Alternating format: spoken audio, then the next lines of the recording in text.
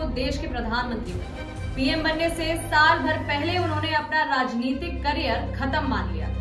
यहाँ तक कि दिल्ली से अपना बोरिया बिस्तर समेट लिया था। अपनी किताबें, पसंदीदा कंप्यूटर और दूसरी चीजें हैदराबाद में अपने बेटे के घर भिजवा दी। यहाँ तक कि उन्होंने ये भी प्लान कर लिया था कि राजनीति छोड़ने के बाद आगे क्या करना है। नरसिम्हा राव ने तमिलनाडु की एक मॉनेस्ट्री को खत लिखकर कहा था कि राजनीति छोड़ने के बाद वो मॉनेस्ट्री ज्वाइन करना चाहते हैं। उन्हें पहले भी ऑफर मिला था लेकिन तब ठुकरा दिया। तो आखिरकार पीवी नरसिम्हा राव की किस्मत कैसे पलट गई?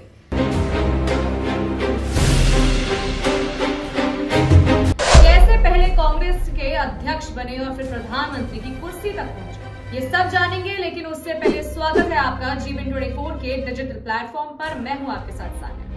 1990 में सियासी गलियारों में एक चर्चा जोर शोर से चली।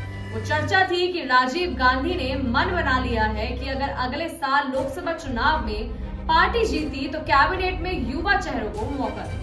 विनय सीतापति अपनी किताब the man who remade India, a biography of PV Narasimha Rao में लिखते हैं कि इस तरह की कानाफूसी पीवी नरसिम्हा राव तक भी पहुंची। वो लगातार 8 चुनाव जीत चुके थे, लेकिन अब 69 साल की उम्र में किसी के आगे झुकने के लिए तैयार नहीं थे। ये सब देखते हुए उन्होंने खुद राजनीति से संन्यास लेने का मन बना लिया और तैयारी शुरू कर दी।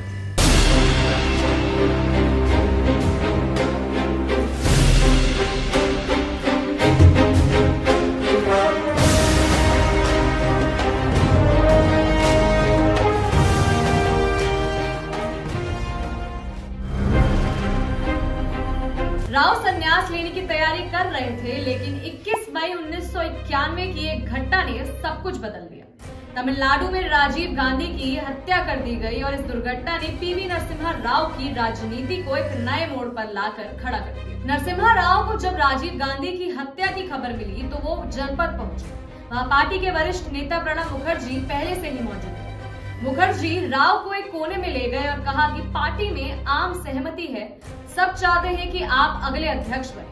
सीतापति लिखते हैं कि राव ये खबर सुनकर बहुत खुश हुए, लेकिन उस मौके पर अपनी खुशी जाहिर नहीं हुई। विनय सीतापति लिखते हैं कि नरसिम्हा राव का सचेत होना स्वाभाविक भी था, क्योंकि उन्हें खुद प्रणब मुखर्जी का किस्सा पता था। इंदिरा गांधी की हत्या के बाद प्रणब मुखर्जी ने खुद को उनकी कुर्सी के उत्तराधिकारी के तौर पर पेश किया और उन्हें उसका खामियाजा भुगतना भी पड़ा। राजीव गांधी की हत्या के बाद कांग्रेस अध्यक्ष की रेस में कई कटावर नेता थे, मसलन अर्जुन सिंह, एनडी तिवारी, शरद पवार और माधवराव सिंधिया।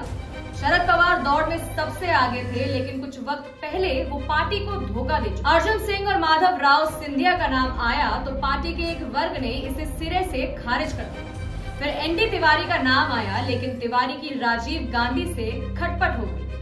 राजीव के मना करने के बाद वे लोकसभा चुनाव में उतर गए थे।